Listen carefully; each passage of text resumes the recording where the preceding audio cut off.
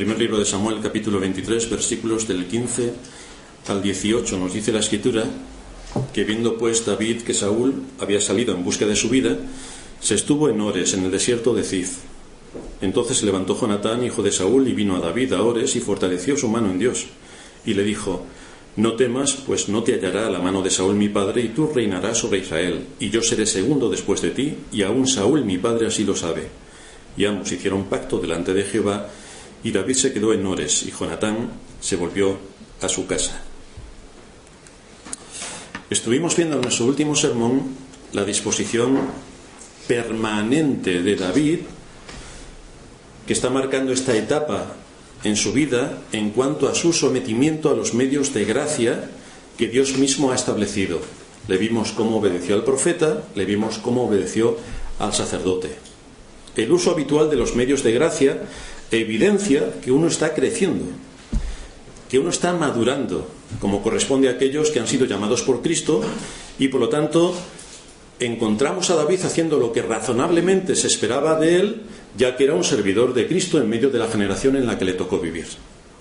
Decíamos también que mucho nos tememos que gran parte de los creyentes no pueden luchar con valor ni pueden obtener victorias porque no usan los recursos de los medios de gracia y por lo tanto caen derrotados en cada una de las batallas que se le presentan. Así los encontramos a muchos de los creyentes cansados, abatidos, defraudados, frustrados, desalentados, desanimados, irascibles, desencantados y dejándose arrastrar por todo lo que les dicta su corazón engañoso y buscando todo tipo de excusas, porque esto es además, buscando todo tipo de excusas para no someterse en obediencia a Dios. Todo ello como fruto evidente de que el pecado les está dominando porque no están haciendo uso de los medios de gracia. Si hicieran uso de los medios de gracia no estarían en esa situación. Y están en esa situación porque no se hace uso de los recursos, de los medios de gracia que Dios pone a nuestra disposición. Así que cuando estés luchando contra tus propios pecados o cuando estés en medio de situaciones en las que el honor y la gloria de Dios está en juego, recuerda que si estás haciendo un uso diligente de los medios de gracia, Dios te preservará para que tu pie no resbale. Pero no olvides el contexto en el que Dios preserva, porque si pasas por alto los recursos de los medios de gracia, caerás. Serás de mal testimonio para los tuyos, serás de mal testimonio para tus hermanos y provocarás la deshonra de Dios. Todo por no hacer uso de los medios de gracia. David se quedó en el desierto en lugares fuertes y habitaba en un monte en el desierto de Zif y lo buscaba Saúl todos los días, pero Dios no lo entregó en sus manos. Ya hemos visto cómo a pesar de que David libró a la ciudad de Keila de manos de sus enemigos, tuvo que retirarse no por la presión del enemigo que se puso más fuerte y vino con más ejércitos, no, tuvo que retirarse porque venía el rey Saúl al cual él servía. Y precisamente el rey de su país, de quien él era familia, porque era su suegro, hace uso de todo el aparato del Estado para atacarle a él, a David. No se mueve para defender a su país de los enemigos, como eran los filisteos, pero sí se mueve con su ejército para ir a buscar a David. Cuando estudiamos las situaciones difíciles que hombres como David tuvieron que pasar, nos deberíamos preguntar si nosotros habríamos soportado esta aflicción y a pesar de eso ser fieles al reino de Cristo. Cuando miramos los asuntos que nos rodean y vemos que por causas mínimas nos sentimos ofendidos, ofuscados y buscamos con ira resolver la situación, esta es una señal de que nos falta mucho para madurar como creyentes. Nos falta mucho tiempo que invertir orando y mucho más tiempo que invertir estudiando la palabra de Dios y mucho más tiempo que invertir escuchando lo que desde el púlpito se dice. Porque necesitamos las pruebas para estar sometidos a ellas a fin de que la paciencia haga su obra completa. Dice Santiago: hermanos míos, Santiago 1:2, tened por sumo gozo cuando os halléis en diversas pruebas, sabiendo que la prueba de vuestra fe produce paciencia, mas tenga la paciencia su obra completa, para que seáis perfectos y cabales, sin que os falte cosa alguna. Con lo cual aquí se nos están dando unas indicaciones bastante interesantes que debemos tener en cuenta para saber cómo Dios actúa, para formarnos y que maduremos, y no es por otro medio que por las pruebas. No podemos alcanzar la madurez si no somos expuestos a las pruebas, aunque mucho nos tememos que los creyentes en general tienen el complejo de Peter Pan, es decir, quieren seguir siendo niños toda la vida. Mamá, papá, y así hasta que se van al otro barrio. Quieren seguir siendo niños espirituales. Y por lo tanto, como quieren seguir siendo niños espirituales, les vienen las pruebas y no las identifican. Y como no las identifican, no pueden aprender la lección en medio de la prueba. Y por lo tanto, como no corrigen absolutamente nada, ni han aprendido la lección, y por lo tanto no se están formando, pasa esa prueba y no aprenden. Y viene otra prueba y no aprenden. Y viene otra prueba y no aprenden. No identifican las pruebas. Y así el Señor les castiga, les castiga, les castiga. Y pasan quejándose absolutamente de todo, con un espíritu de amargura y sin saber sacar todo lo que el Señor por medio de la prueba les está mostrando. Por eso hay supuestos creyentes que, a pesar de las aflicciones a las que son sometidos, siguen con un espíritu caprichoso. No han aprendido a dominar su espíritu. Siguen con un espíritu egoísta. No han aprendido nada. No evidencian un espíritu cristiano que busca servir a Dios en medio de su generación a pesar de las pruebas y ser útil al reino de Cristo y aportar sus recursos para la proclamación del reino de Cristo a través de la Iglesia y a través de su vida de testimonio donde Dios le ha puesto. No. Desde luego esta disposición no es la que vemos ahora en la vida de David. Todo lo contrario. A pesar de que David se ha comportado con honor, a pesar de que ha defendido a una ciudad de su territorio, ahora es perseguido. Ahora tiene que sufrir como si fuera un proscrito. Nadie le hubiera reprochado nada si con sus 600 hombres se hubiera enfrentado al rey, porque era injusta toda la situación que estaba ocurriendo. Él además era un experto en las artes de la batalla y podía haber empleado alguna estratagema con su ejército para vencer a Saúl y seguramente lo hubiera vencido. Pero David tiene claros los principios de autoridad y por lo tanto no se enfrenta al rey. No se enfrenta al rey. Sabe que el rey tiene la autoridad de Dios y que ha sido puesto por Dios. Por lo tanto respeta la autoridad. Y aunque es una injusticia lo que se está cometiendo, David se va. Dice el libro de Proverbios: mejor es el que tarda en airarse que el fuerte, y el que se enseñorea de su espíritu es mejor que el que toma una ciudad. Dominio propio. Cuando algo no nos gusta, que nos salen las uñas, nos crecen las uñas, los colmillos nos crecen, y entonces al que se pone por delante lo destrozamos. Dominio propio. Esto es una llamada de atención para que consideremos cuál es nuestro nivel de dominio propio. El dominio propio es el sometimiento que debemos ejercer de acuerdo a lo que la palabra de Dios nos dicta, para no actuar de acuerdo al deseo de nuestro malvado y engañoso corazón, sino con el deseo de servir a Cristo en medio de nuestra generación, pacificando. Somos llamados a ser pacificadores, no pacifistas, pacificadores. Tenemos que pacificar. Pero para ejercer esta virtud, el alimento de la palabra y la vida de oración es imprescindible. Si tú no lees la palabra, no meditas, no te expones a los recursos de la gracia y no oras, es imposible que tengas dominio propio. Imposible. ¿Cómo se debía sentir David, que sabía que Saúl seguía persiguiéndolo intensamente y además que la ciudad que él había librado del ataque de los filisteos le entregaría en manos de Saúl, mostrando un espíritu de ingratitud? ¿Cómo se sentiría David? ¿Cómo te sentirías tú? ¿Y en cuál estado se encontraría su corazón cuando tuvo que irse a una zona montañosa, de difícil acceso, desértica, con muchas carencias, con dificultades para su vida y para sus 600 hombres, en asuntos elementales como es el comer y el beber, que no tendría o lo tendría muy limitado? ¿Cómo te sentirías tú? Hay necesidades, por tanto, que cubrir. Y aquí tenemos que recordar las palabras que Pablo le dijo a los filipenses, donde se nos hace una promesa divina. Mi Dios pues suplirá todo lo que os falta conforme a sus riquezas en gloria en Cristo Jesús. Todo lo que a David le faltaba para madurar, lo fue adquiriendo al someterse a los medios de gracia y aplicando en obediencia, sometido a Dios, las distintas situaciones en las que la providencia le ponía. De manera que Pablo está identificando que hay muchas cosas que nos faltan, pero también identifica quién es el proveedor que nos sustenta de todas esas cosas. Y aquí podemos hablar de tres aspectos, o de tres necesidades que tenemos. La primera es temporal. Tenemos necesidades temporales. Todos nosotros necesitamos alimento y vestido. Deberíamos estar contentos con el alimento y vestido que tenemos. Deberíamos estar muy contentos. Desde luego, en nuestra civilización occidental damos por supuesto que debemos tener sustento y abrigo, y por lo tanto lo despreciamos por completo. No valoramos el abrigo y el sustento y el tener un hogar como realmente deberíamos hacerlo.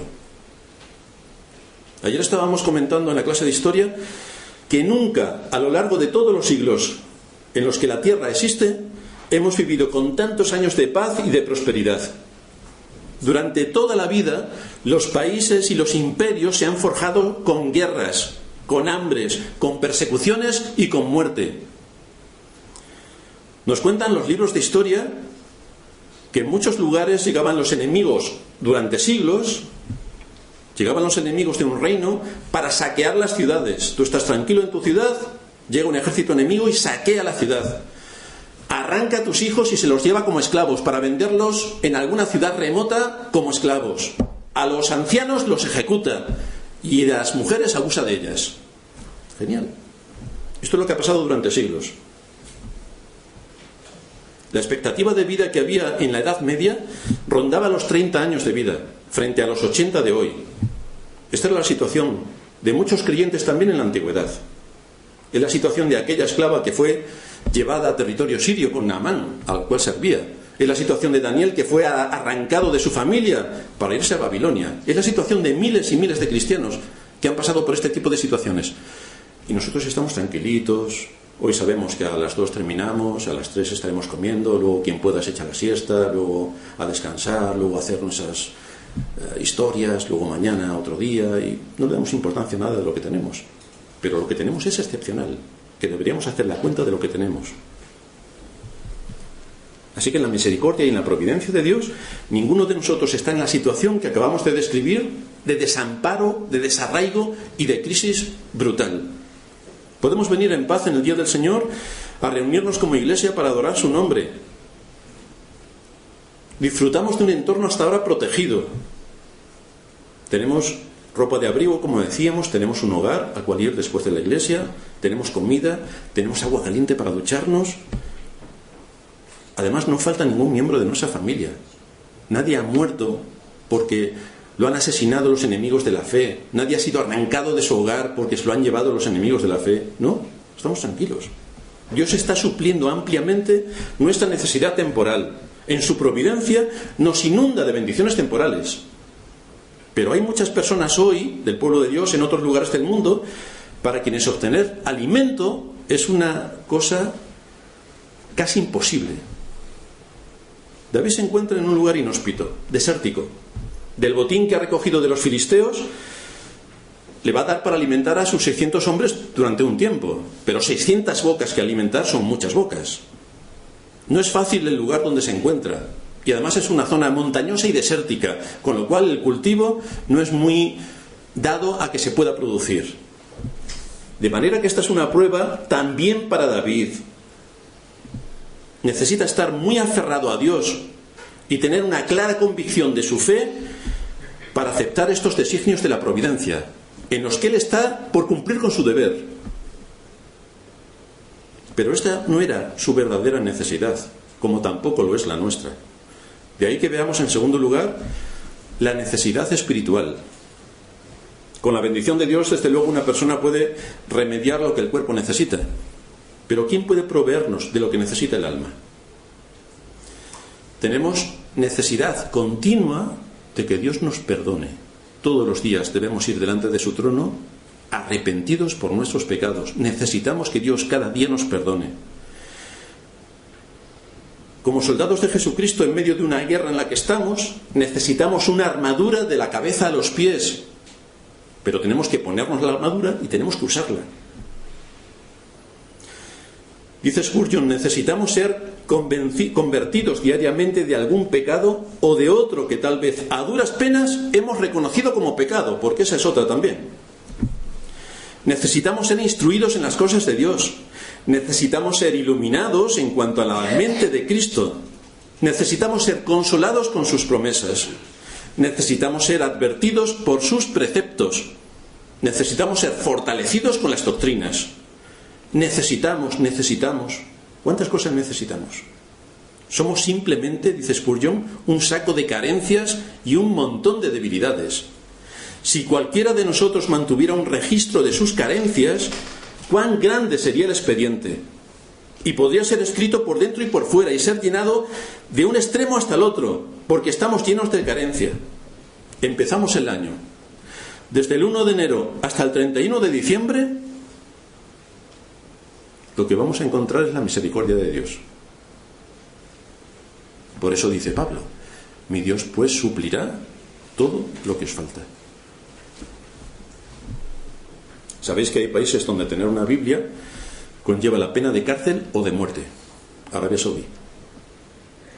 ¿No deberíamos dar gracias a Dios por poder vivir en un país donde podemos leer la Biblia? La Biblia, que nos moldea la conciencia, que nos da todo lo que vamos a necesitar para servir a Dios en medio de nuestra generación y nos abre el camino al reino de los cielos.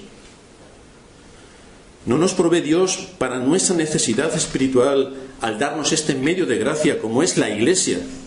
Como es el exponernos hoy a la predicación de su palabra, el poder juntarnos con hermanos en la fe con los cuales adoramos a Dios y unimos nuestra alabanza para entonar himnos delante de su trono.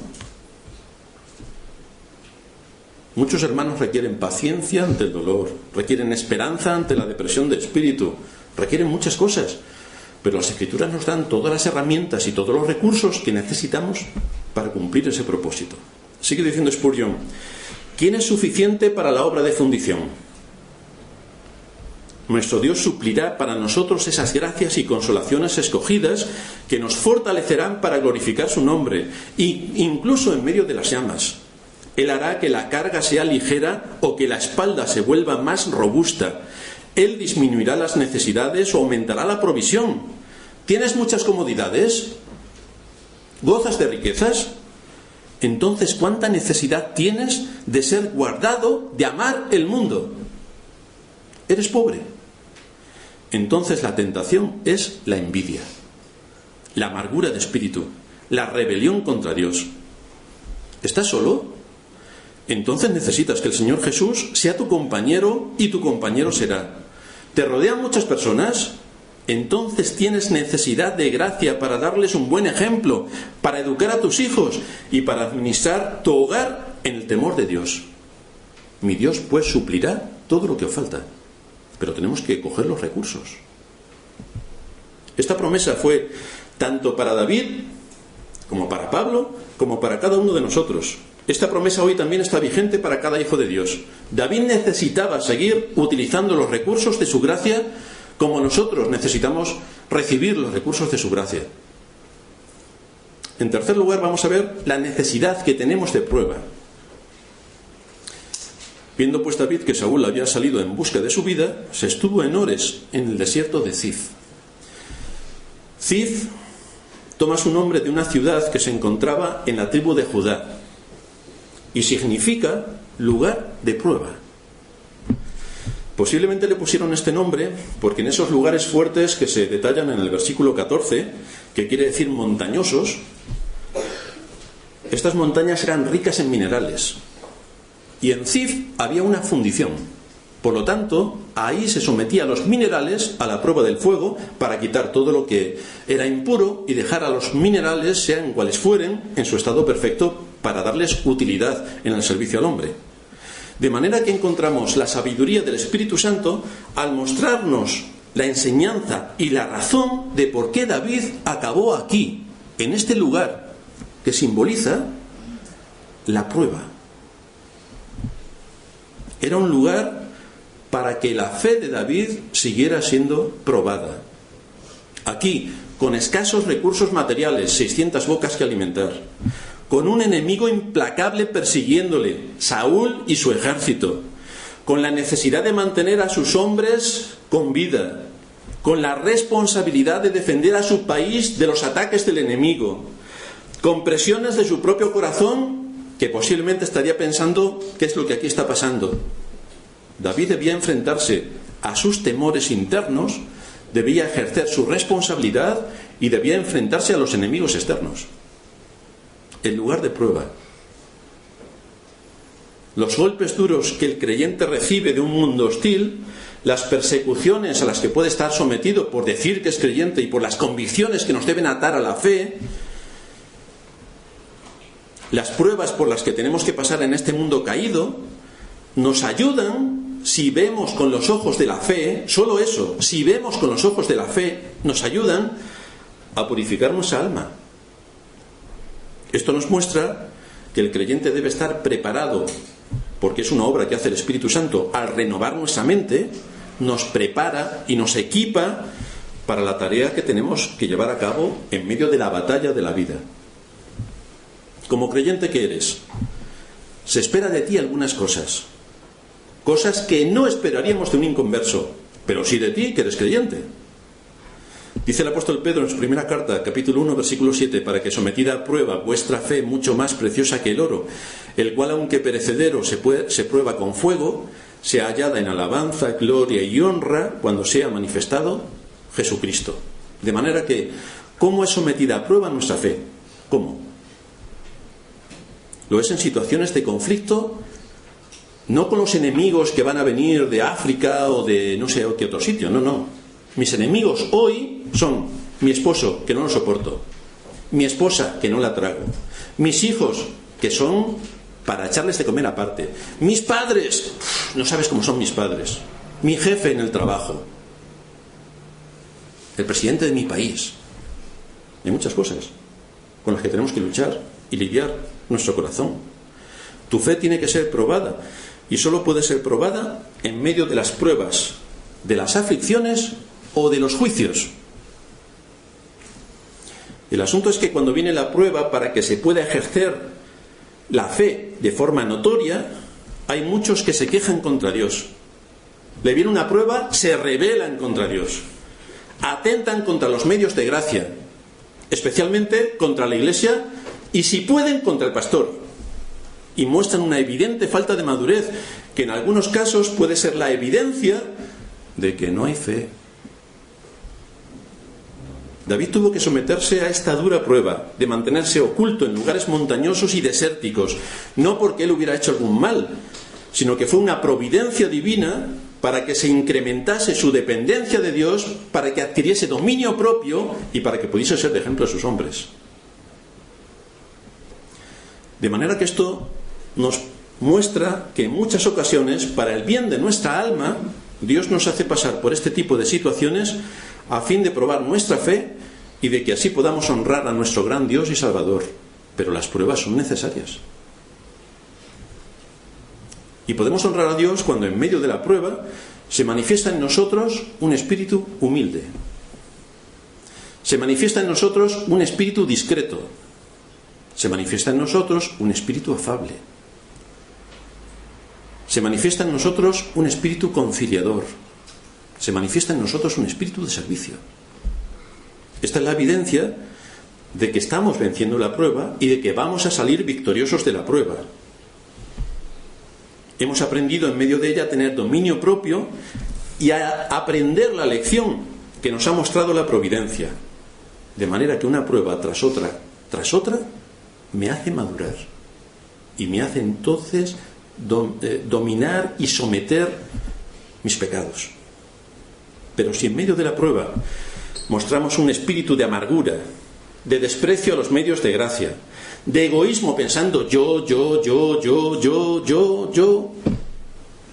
criticando a los que se ponen por delante, murmurando, conspirando y rebelándonos contra lo que Dios ha establecido, entonces, queridos hermanos, es que no hemos entendido nada del mensaje del Evangelio, nada. Dice el pastor Sugel en uno de sus últimos libros, hablando de esta situación: cuando Dios nos coloca en situaciones que no parecen tener ni pies ni cabeza, muchas veces olvidamos por completo su bondad y su sabiduría, y nos llenamos de amargura y descontento por las cosas que Él ha decretado para nuestras vidas. Por supuesto, casi nunca decimos que estamos amargados contra Dios. Preferimos mejor atacar a las autoridades que Él ha puesto sobre nosotros, como hizo el pueblo de Israel con Moisés en el desierto, o culpar a las circunstancias. Pero si profundizamos un poco más, veremos que nuestra queja es contra Dios a final de cuentas, porque Él es quien gobierna las circunstancias de nuestra vida. Somos tan insolentes que, si fuera posible, le arrebataríamos de sus manos el guión de nuestras vidas para hacerle algunas mejoras, porque seguramente que nosotros lo sabemos hacer mejor que Dios. Lo que Dios nos advierte, dice el pastor Sugel en el Salmo 95, es que esa actitud de queja y descontento, lo que estaban haciendo el pueblo de Israel rebelándose contra Moisés, quejándose contra Dios y queriendo matar a Moisés, lo que Dios nos advierte en ese salmo es que esta actitud de queja y descontento no es otra cosa que incredulidad, y puede que sea un indicio de un corazón no regenerado. Esto es evidente que es así. Si en medio de la prueba, la queja, la murmuración, la rebelión, la conspiración y el ataque a la iglesia y al pastor es la evidencia, ojo que podemos estar hablando de una persona que no es regenerada. Así que tengamos mucho cuidado con nuestra actitud ante las pruebas y en cómo las afrontamos, porque esto es una señal muy peligrosa. Si lo miramos con los ojos de la carne, lo que está ocurriendo con David, podríamos decir que Dios le estaba guardando, le estaba consolando, le estaba atendiendo y le estaba cuidando. ¿Podemos decir esto de David en esta situación? Pues si lo miramos con los ojos de la carne, no. Pobre David. Fíjate, a pesar de todo lo que ha hecho, pobrecito, esto es injusto. Y empezamos entonces a lamentarnos y quizá también a ayudar a David o a animarle a que coja su ejército, invada por fin el territorio de Israel, mate a Saúl y conquiste todo lo que es suyo realmente.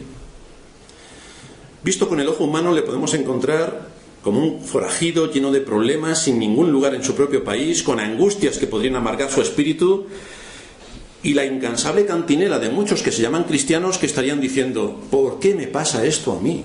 Cuando uno empieza diciendo esto, se hace el víctima y entonces ya poco podemos hablar. Mente cristiana respecto a mente impía. A ver cómo funciona. ¿Qué he hecho yo para merecer esto? Pobre de mí. Ah, dice David, estoy así por culpa del profeta, que me dijo que saliese del territorio moabita y me fuese a territorio de Judá. Es culpa del profeta. Es más, también es culpa del sacerdote, que me dijo: ataca la ciudad. Y por esa razón, por el profeta y por el sacerdote, yo estoy aquí. Por lo tanto, hay que matar al profeta y al sacerdote. Desde luego, si tú, estudiando las Escrituras en medio de las pruebas, crees que lo mejor es acabar con la iglesia y atacar al pastor, no sabes lo lejos que estás de un espíritu cristiano y de haber entendido las Escrituras. No sabes lo lejos que estás. David no atribuyó ningún despropósito a Dios, porque hizo lo que tenía que ver con su deber y su responsabilidad delante de Dios con honor y con integridad. David usó los medios de gracia, porque era su deber. Sus hombres tampoco le dejaron aparte de esta prueba, estuvieron con él en la prueba, apoyaron a su capitán, le siguieron y cumplieron lo que se esperaba de ellos, que defendiesen su reino. Lamentablemente nos encontramos en muchas iglesias a que algunos de la iglesia atacan al pastor y no les gusta nada de lo que hace el pastor. Todo está mal lo que hace el pastor. Si hace, porque hace; si no hace, porque no hace; si sube, porque sube; si baja, porque baja. Y entonces la iglesia, porque estos hermanos hacen esto y esto es lo otro, y entonces todo son quejas, murmuraciones.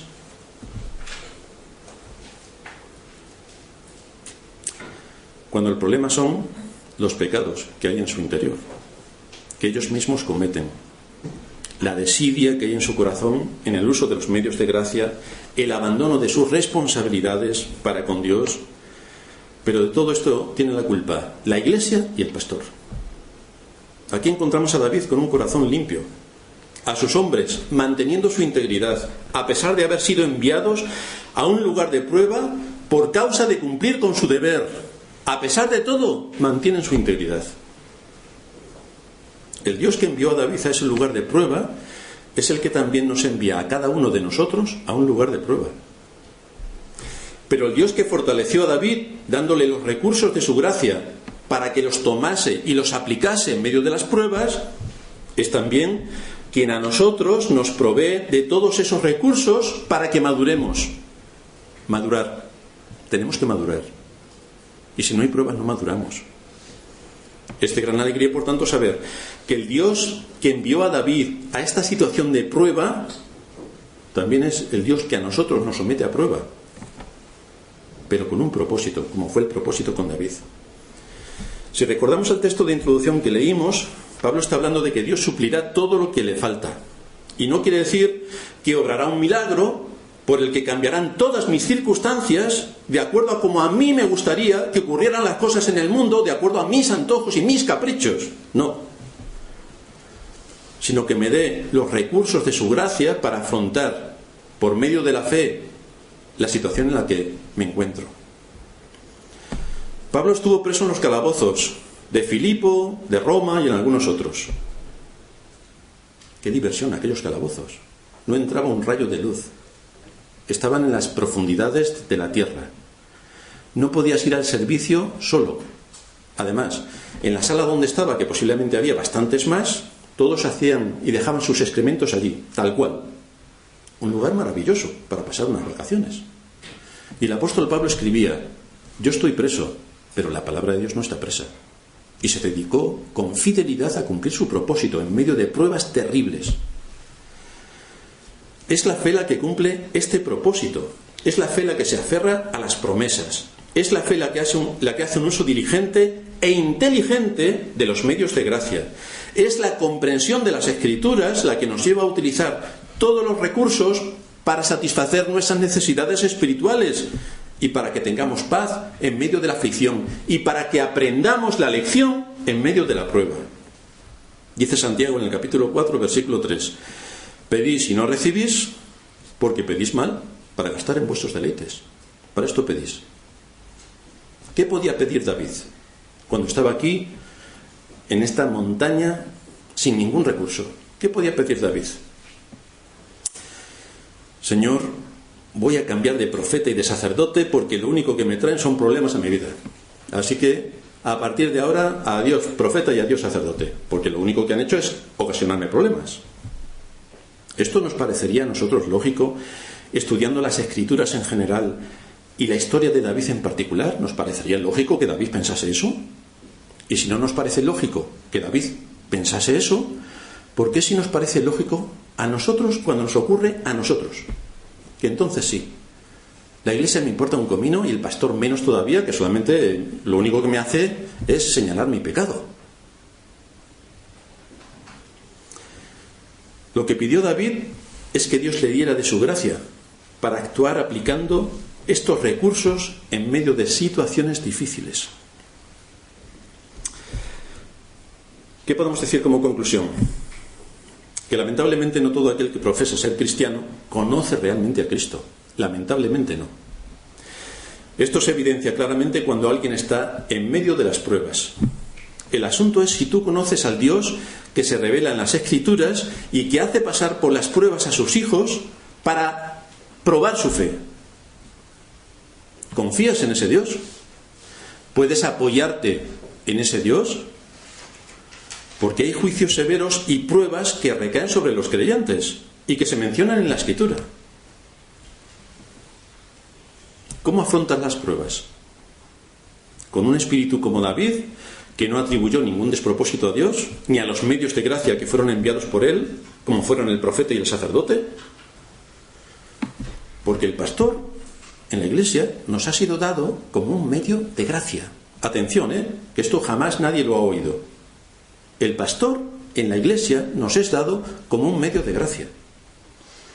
Cuando cumple con integridad su función de predicar en el nombre de Dios y delante de Dios, y llama al pueblo de Dios al arrepentimiento para que corrijan sus caminos, deberías estar más que agradecido a Dios por su misericordia, porque te envíe pastores que te guíen con ciencia y con inteligencia. Deberías estar agradecido a Dios por mostrarte esa misericordia.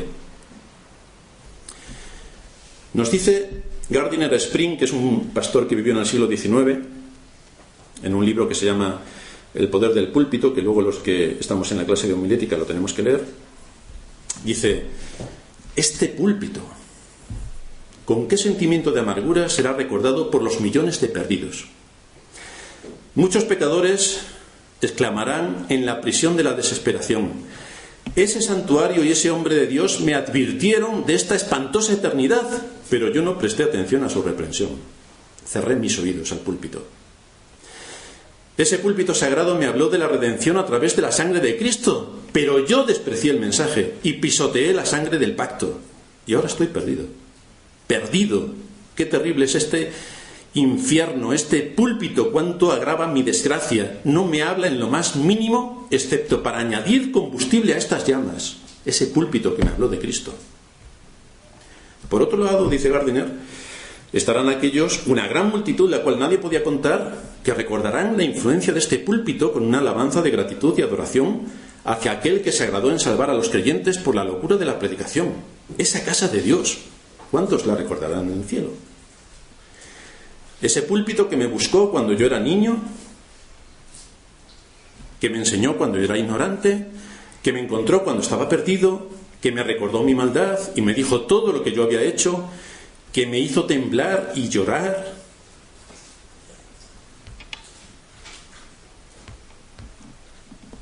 El asunto es, ¿cuánto vale para ti el púlpito desde donde se predica la palabra de Dios? ¿Cuánto vale para ti? ¿Cuánto vale? ¿Cuánto valía para David el profeta Gad y el sacerdote Abiatar? ¿Cuánto valían? Porque David siguió haciendo uso de los recursos de la gracia de Dios para él.